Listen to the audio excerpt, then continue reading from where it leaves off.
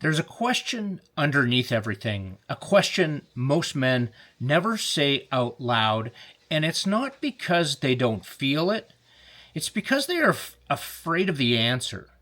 And that question is this: what happens when the worst thing finally happens? The worst case scenario, the rock bottom. What happens when the thing you prayed would never come comes anyway? What happens when the thing you built your life around breaks? Can a man survive that? Can a man survive the thing that should have destroyed him? I know that question. Not because I studied it, because I've had to live it. My son's name was Aidan. And before I tell you anything else, I need you to understand something right here. This is not a story about tragedy. This is a story about resurrection. Because for a long time, I thought my pain meant the end. I thought if something hurt badly enough, if something was taking deeply enough, if something broke me completely enough, then that must mean that God had left, that he was far away, that I had been abandoned. But I know something now that I didn't know then. Pain is not proof of abandonment. Sometimes pain is the place where God does his deepest work. And I know that sounds impossible and maybe even naive, but there are some kinds of pain that I know do not feel redeemable. Some things happen that seem too heavy, too cruel, too final. And when they do, you do not just lose something, you lose the version of yourself that existed before. And that happened to me.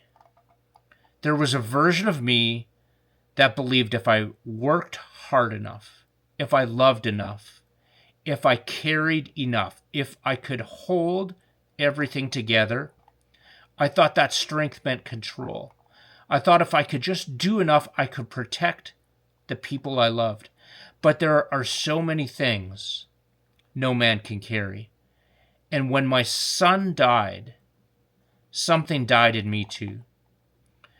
And it wasn't just hope, it was the illusion that I was in control, the illusion that I could save him, that I could save anyone, the illusion that if I just tried harder, nothing bad would happen.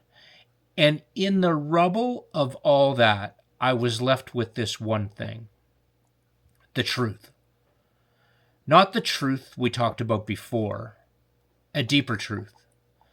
The truth that I could not survive this by being strong. I could only survive it by surrendering. And I fought that.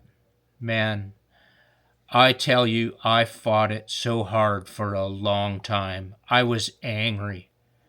I was numb. I was hurting everybody around me. I was drinking too much. I tried to outrun it. I tried to carry it. I tried to make sense of it. But grief is not something you conquer. It is something you walk through. And somewhere in that darkness, in the place where I had nothing left, God met me.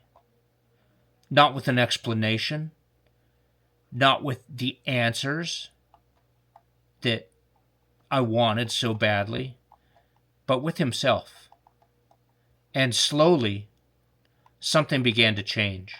I began to realize that the story was not over. Not because the pain disappeared, because God was still there, still speaking, still holding, still bringing life into places that looked dead. That is what resurrection means. Not that the wound never happened, not that you go back to who you were before, because you don't.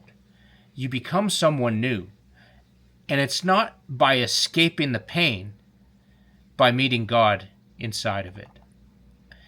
And if you've listened this far, then maybe you know what I'm talking about. Maybe there's something in your life that feels dead. A dream, a marriage, a relationship, a piece of yourself. Maybe there is a part of you that has been carrying something so heavy you don't even know who you are anymore. And maybe underneath all of that, you've been asking the same question I asked. Can I survive this? I want you to hear me right now. Not only can you survive it, God can meet you in it, right there, right in the middle of your mess. Not after you fix yourself up, not after you figure it out, not after you finally become strong enough, but right there. He wants to meet you right where you are, in the wreckage, in the grief, in the place where you have run out of answers.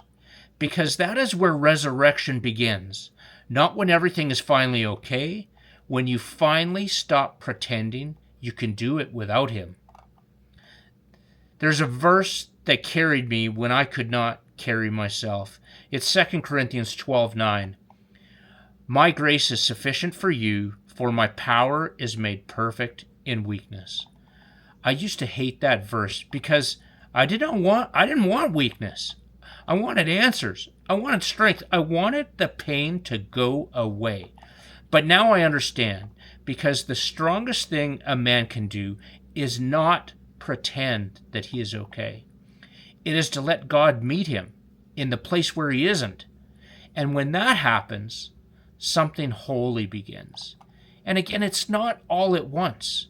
Slowly, quietly, the dead places start to breathe again.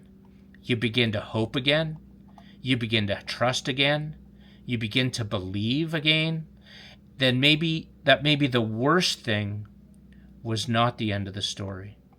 And that's what happened to me. And it's not because I'm special. It's because resurrection is real. And if God can bring life out of the place that almost destroyed me, then I know he can do the same. I know that he can do the same for you.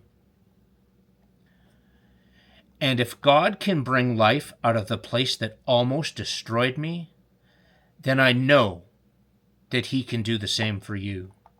Maybe your pain is not proof that God has forgotten you. Maybe it is the place where he is calling you back to life. And maybe, just maybe, your story is not over either. Because the grave is never the end when resurrection is real. And we're just getting started.